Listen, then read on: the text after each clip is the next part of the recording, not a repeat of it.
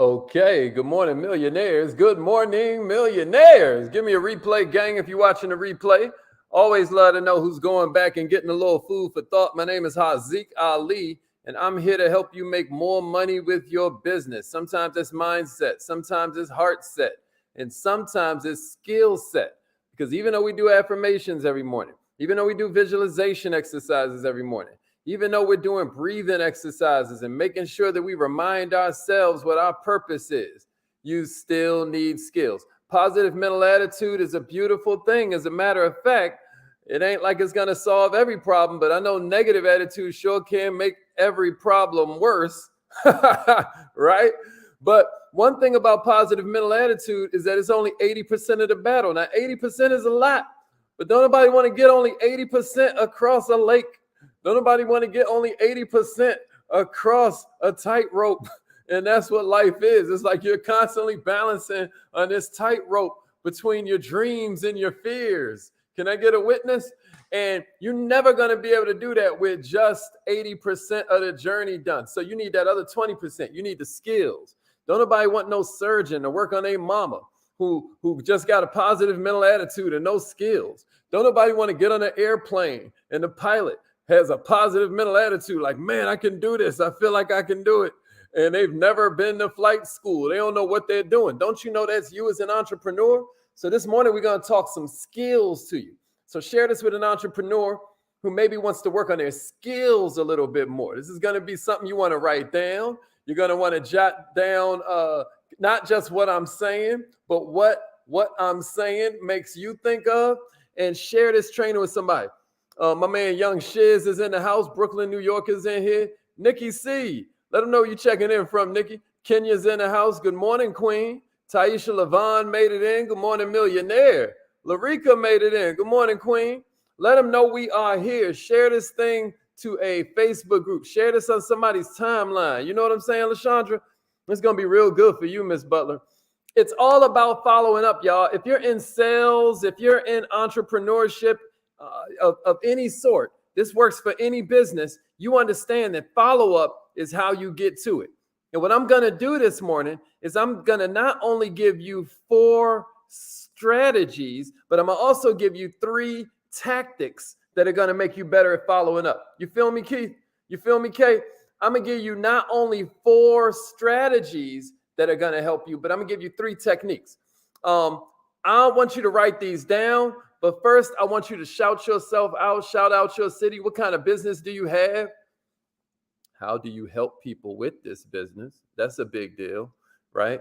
Because we know businesses exist to solve problems. So let me see it in the comments right now. What problem do you solve for people? Yeah, welcome to Dear Millionaire, LaShandra. Miss Butler just joined in the text message system. If y'all never did that, text message at, you see how that just said that? Text message at MillMind to the number 81010. And welcome, Miss Butler. I'm glad you are here. So that means every morning you're going to start getting quotes and videos and text messages that help you keep your mind right. So welcome to the text message family. Welcome to Dear Millionaire. If y'all don't know, all you do is text message at MillMind to the number 81010. All right, so let's see it. What kind of problem do you solve, James? Like, let them know what kind of problem you solve, Damon. What problems do you solve for the people around you? This is a big deal because businesses exist to solve problems. And before I can tell you how to follow up, you need to know what problem you solve. Now, you know, if you were talking about a specific client, I would be asking you what problems specifically they have. As we know, that is vital to your sales game. That is vital to your revenue generation walk. You know what I'm saying? You need to know what problem you solve. So let me see it. Dr. Marilyn, what problem do you solve? What problem do you solve, Yuli? What problem do you solve? Let them know not only what kind of business you have, but if you want, you can get into what kind of problem you solve. Because a lot of people don't follow up because they don't know where to go with it. They don't know how to follow up with the person without sounding like a salesperson. Let me ask you right now, what is the main reason you think you don't follow up the way you should? Anybody want to share? Anybody feel like being transparent? What's the main reason you don't follow up the way you should? Is it lack of time? Is it lack of desire? Is it you don't have good techniques? Is it you're scared of seeming like a salesperson? What is your main reason for not following up the way you should? We know the vast majority of salespeople, we know the vast majority of entrepreneurs, they ignore the whole concept of follow up. If you're one of them, then why is it that you have issues with follow up? Anybody want to share? Anybody want to share? Taisha's like, I'm looking for people who can see. Okay, little vague, but I like it. I like it. A little philosophical, but I get it. It keeps you motivated. You know what you're looking for, so that's good. Shiz is like he has a fintech solutions company for consumers and small businesses nationwide. He looks to solve all financial woes, credit woes, even if you have issues with debt. Damon helps people spiritually, financially, and mentally. These are good, y'all. But specifically, I want you to think about it. Even if you don't want to share it with everybody, which I don't know why, because it's free promo. People are going to be watching this video years from now. You hear me? But I believe that if you understand the problem you solve, it gives you more confidence. It gives you more competence. It gives you more ambition. It gives you more power and passion with the way that you're helping your prospects. I believe that one of the most important things you can do for your belief system is understand the problem that you solve. My man James Rhodes said he solves a problem of affordable art education classes. They use sliding fee scales that are based on the individual's income, based on everybody's personal household situation. He was like, imagine if colleges and universities did this. I give you one more, James. Imagine if colleges and universities taught the kind of things that people can actually utilize. Dr. Marilyn's like, yo, I helped discover the emotional sources of disease. Woo! That's powerful. So I love that a few of you shared. I see a few more of you are putting it in there. I'm going to get to you in a minute. But I want you to understand that the crazy thing here is that most people not only aren't good at following up, they don't even try to follow up at all. These are the same ones that are living payday to payday, paycheck to paycheck, complaining about the lack of money they're making. I wish you understood the disconnect between your financial situation and your lack of follow-up. Somebody give it to me in your comments. My calendar is my boss. Y'all ever heard me say that? My calendar is my boss. Empty calendar is going to equal an empty bank account. If you don't have appointments set up that are designed to help you solve somebody's problem, where you took the time in between that appointment and that actual, where you took time between where you set the appointment and you actually showed up for the appointment to research their business, understand their lifestyle, their values, their needs, their problems, their desires, their attitude, right? If you didn't take that time to study them and figure out other ways to solve their problem, you're messing up, y'all. There's so many ways you can follow up. I'm going to give you 4 of them this morning. If you're ready, let's go ahead and get to it. Here's the first one, y'all. And they all rhyme. These first 4 rhyme. I'm going to give you inspire. I'm going to give you inquire. I'm going to give you light a fire. And I'm going to give you make them perspire. You got me? All right, so here's the first one. Somebody say inspire. The way you follow up with somebody with the inspire technique is you're basically hitting them up like, yo, somebody just like you solved that exact same problem you were telling me about. Come on, y'all. That's right. My calendar is my boss, James. Yeah, Shiz. Yeah, Kay. My calendar is my boss. So that's the vibes. So how do we get that appointment set? How do we get them to understand that we're still plugged into them, that we still care? That, yeah, they told us they weren't ready yet, but we still want them to understand they matter, right? We still want them to understand that their problem is our problem. So we sometimes will use the inspire technique. We're inspiring them to want to solve their problem by showing them somebody else that already solved it. Isn't that inspiration in a nutshell? Motivation is me telling you you can do it, right? Inspiration is when you get to understand, when you have the epiphany, when the life starts from inside you, not me yelling at you, but you saying to yourself, yo, if they can do it, I can do it.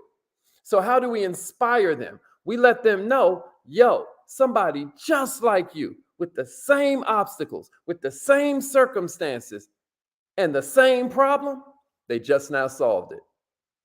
You want to know how they did it? I could say something like that. That's inspire, right? All right. The next one, everybody put inquire. Inquire. This is a basic one. This is probably one of the easiest conversations you can have, because if you've been keeping a personnel file, y'all know my 3 P's of the comfort curve are posture of a friend, or a consultant or a nurse or a good cop, instead of you being a salesperson or a beggar or bad cop. It's like, aren't you ready to, you're keeping yourself in that proper posture, right? So that's the first P. The second P is personnel file. Because you were acting as a friend, because you were acting as a consultant, because you were acting as a nurse, what's the commonality through all 3 of those? They're asking questions so that they can create a stronger bond. Isn't that what a friend does? You tell somebody they don't really rock with you, you just now got nominated for some award, and then they kind of just say, whatever, right? Like, all right. But when you tell a friend, they're like, how did that happen? Oh my goodness, how do you feel? I'm so proud of you. Stuff like that, right? Same thing with a consultant. You talk to somebody who's just selling you something about your problem. They're like, but hurry up and buy. But if you're talking to a consultant, they're like, well, how are you going to use this? How is it that you've been functioning without this at this point? What is it that will happen with your business next? What's the new problem that's going to be created after you solve this one? See, a consultant's always asking questions. Same thing with a nurse. When you're sitting there and you walk in a doctor's office, you don't see the doctor right away because somebody got to take your vitals. Somebody got to ask you certain questions. And then when the doctor gets in there, I'm going to be honest with you, he asks you more questions, right? What is the whole point of that? The point is that now you've got all of these questions. So now you've got all of these answers and you write them in the personnel file. So it goes posture of a friend, then it goes personnel file, because you never get a second chance to make a what? A second impression.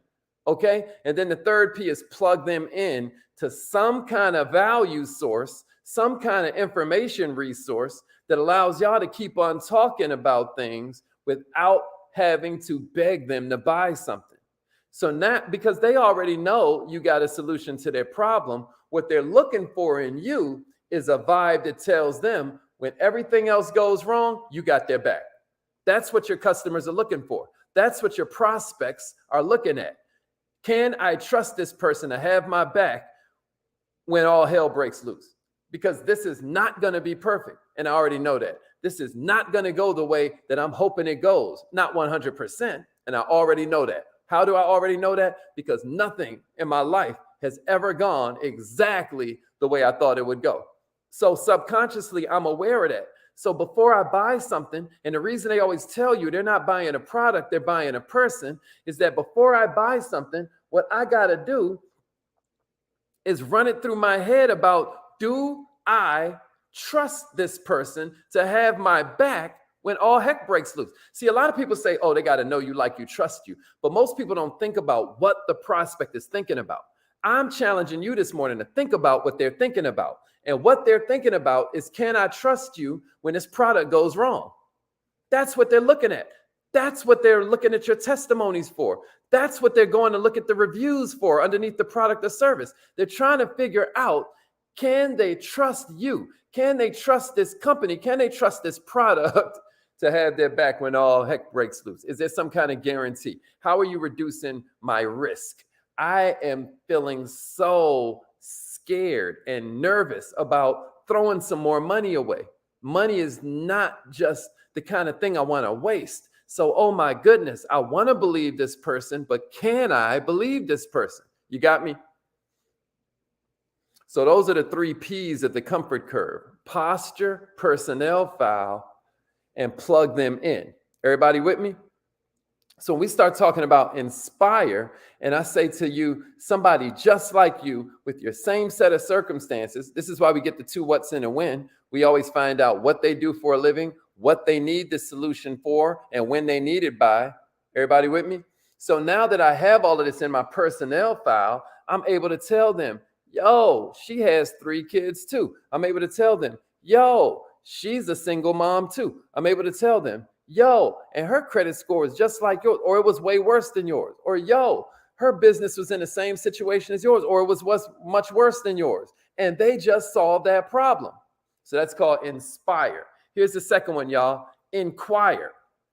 Inquire is the easiest one because it's a natural conversation. You're just reaching out to them. Hey, so what's going on with that problem you told me about? You know, how's it been going with that? Have you figured out a way to solve that? Or is that still costing you time, energy, pain, stress, money? What's going on with that problem? So that's inspire. Here's light a fire, right? Light a fire is a follow-up technique where you're like, hey, I tell you what, if you do this now, then I'll do this for you. It's time sensitive. I can't do it forever. But if you do it now, then I'll do this. Or if you do it now, you'll get to take advantage of this. So if I'm in a home-based business, I might light a fire by saying, yo, I got to place this person by the night. But if you get started now, I'll put them under you. Right? Because now I get a fresh 30 days to move all of this, or a fresh 60 days to move all of this. That's for all my home and phone-based business owners, right? But maybe if it's a normal brick and mortar, maybe I say, hey, there's a sale going on right now, but it ends tonight at midnight. You ever had a company do that for you? What they're doing is lighting a fire under you. They attach some urgency by dangling a carrot that you would really love to take advantage of, and they know it. So what they saying, if you want to take advantage, you better move now. Not when you was intending on moving. You better move now. That's called light a fire. Y'all got me? And then the fourth one I got for you is make them perspire. So we went through inspire, inquire, light a fire. The fourth technique I got for you is make them perspire. So when we do that, this is a real simple follow-up technique. You can do this one by text message even. It's where you kind of like, they always say you can't lead, you can lead a horse to water, but you can't make the horse drink it. I don't agree with that, right? Because I think there's a lot of ways you can make the horse drink. You could stuff the horse's mouth with hay so that the horse gets thirsty. You could make it really, really hot, you know, and cut off all the fans and whatnot, and get the horse running around the lake. You know what I mean? Now the horse is thirsty. You get what I mean? There's all kinds of ways to make the horse drink. Well, what I'm saying is make them perspire. So what do? We might shoot them a text message like, hey, I know you ain't interested in, you know, whatever their problem is. I'm putting that in parentheses. But would you know somebody else that I could help with this problem? Now I'm talking specifically about their problem. So it clicks that switch in their head. So if I know they're tired of renting and they're sick of their neighborhood, but they're still procrastinating, maybe I reach out to them and I say something like this. I say, hey, you know, check it out. I know you're not interested in moving right now, but if you know anybody that's tired of paying rent and wants to make this the last year that they ever have to rent from somebody, could you please recommend me? Now, if I send that to 10 people, 7 or 8 of them are going to ignore me. But 2 of them, y'all, are going to be like, oh, I had forgot about this. Oh, no, I didn't say I wasn't interested. Or no, I was for real about wanting to. Y'all see what I'm saying? What I just did was make them sweat a little bit. I brought them to the water and then I got them a little thirsty. I reminded them that like, hey, you're in heck right now. You don't enjoy your life. You don't enjoy what's going on. You've already shared that with me. Your secret is out, baby. So now I'm like, let me make them sweat a little bit. Let me take it away. Let me pull it back. Everybody with me? So does everybody understand those 4? Inquire, inspire, light a fire, or make them perspire. Now I got 3 different techniques for you. So tactic number 1 that you can institute some of this when you're chopping it up with them is you can make the in advance callback, right? So let's say I have an appointment. When I look through my calendar book, I have an appointment that's set up for, you know, Tuesday. I might reach out to him today and make a in advance callback, right? Because setting the calendar reminders are important. But what can be a really powerful tool for you that maybe you've never considered is if you place another callback to them, like let's say 24 hours in advance. You don't have to do it 3 or 4 days in advance, but 24 hours before it. How many of y'all do that? How many of y'all do that? Reach out to them maybe a day before the appointment is set up to remind them that there's a call scheduled. You're verifying it with the person. This is personal. It shows them even more commitment. It shows them even more conviction on your end that the meeting's important. Plus, it's another way for you to recap. It's another way for you to reclose them, right? It's another way for you to refresh them about what the meaning of the call is. You get to be aggressive right here. See, most people think that selling is the same as talking, but the most effective, the most millionaire minded, they understand that listening is the most important part of their job. Here's number two. Here's number two. Number two, send a video message. Send a video message, right? Now this one's a personal touch that, again, very few people do. Prospects, potential customers, they like to be engaged, and they're used to phone calls. They're used to emails. They're even used to people mailing them stuff to their house. But what they ain't used to is when they done talking with somebody who's offering them a product or service, that person sends them a personal video message. I mean, you've got an amazing piece of technology in your hand called a phone, right? This video is something that your parents couldn't do, but you can easily send something as simple as a thank you. You could easily send something as simple as a confirmation message. You could repeat a jewel or a piece of value that you guys went over. You could remind them to go do something that they kind of talked about doing while y'all were on the phone. And what makes this even more impactful as a follow-up tool is the speed of implementation. Don't wait for days after you talk to your prospect. Send them a video within minutes. Set the tone early that you're serious, that you're somebody who will follow up. Set the expectation of how you want the interactions to take place from now on. Take control. Be professional, because nobody likes to be sold, but everybody likes to buy. Here's the third tactic I got for you. I gave you 4 strategies. I'm giving you 3 tactics. Make sure you catch all 4 of them and write them down. And then make sure you catch all 3 of these and write them down, as well as what these ideas make you think of. Because maybe you'll think of another one you can leave in the comments for us. Send a calendar invite in real time. That's the third one I got for you. Man, it drives me nuts when I'm listening to my sales staff or I'm listening to calls. When I get off this morning, I got to listen to some more calls from my own sales staff, right? But check it out. It drives me nuts when I hear people say, oh, I'm going to send you this calendar link as soon as we hang up. Man, why not do it right now? Send it right now while the prospect's on the phone. Why? Instruct them to go ahead and check the accept button on that calendar link. I don't care if you use Calendly or Once Hub or any of these little beautiful futuristic calendar services we got today. Send it in real time. Have them accept it. That way, both of your calendars match the date. Both of your calendars have the same follow-up time. And this is important for starting your prospect on the path of commitment. You're taking control of the process at the time of this conversation. How many other emails is your prospect getting? How many other calls is your prospect getting that day? You don't know, right? You have no idea. What you do know is what and how your call goes while you got their attention. So keep their attention.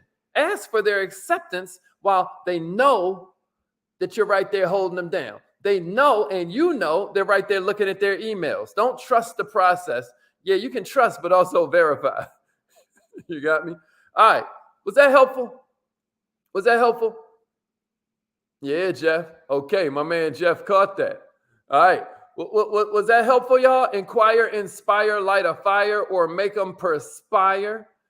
My book is about to come out soon, y'all. If you want to get on the pre-order list for my book, go to millionaireminded.com and throw your name on the pre-order list. You'll see it right there. We're about to go do our affirmations. Was this helpful? Scale of 1 to 10. How helpful was this? If you put 10, that means you got to use it. If you want to learn this stuff really fast, it goes FAST. The F stands for Facebook group. We have a whole Facebook group that maybe you knew about, maybe you didn't. But our Facebook group is called it's called Entrepreneurishment. Entrepreneurishment. We're just there to nourish the entrepreneur inside you. So go to the Facebook go to the Facebook page, join that. That's the F. A is accountability partner. Get you one accountability partner that you're going to discuss this with today. show them what it is we went over. Send them the same exact video, whether you send them the YouTube version or you tag them on Facebook, and hold each other accountable. The S is subscribe. Turn on your notifications and everything. Let them know we're here. Turn on your notes so that every single time when we get here, Facebook lets you know, or YouTube, click on that little bell. Then YouTube will let you know that we went live. And then the T is takeaways. What are your big takeaways from this training? Write them out while you're thinking about it. Teach somebody else what it is that you just now learned. Okay. I see a lot of 10s. Damon, Kenya, Kay, LaShandra, Marilyn, Anthony, my man Jeff, Nikki C, Digital Daryl, Yuli. Okay, that's a lot of 10s. That means we got a lot of people who just changed their business this morning. I love that. But now make sure you hold yourself accountable. If you are going to pick an accountability partner, let me say me. Let me hear you say me in the comments. Let me see you say me in the comments. If you're going to pick an accountability partner, Dr. Marilyn said, I'm going to use it. Which one are you going to use, Dr. Marilyn? Put it in the comments so that you tell the universe and you tell your accountability partner that you're going to pick before the day is over. That's going to help you with this specific concept. Follow up is where the fortune is, y'all. There are riches in the niches and there is fortune in the follow up.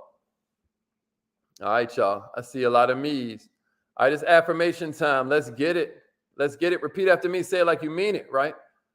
Like, why do I learn all this new information and I do nothing with it? It's your self-image.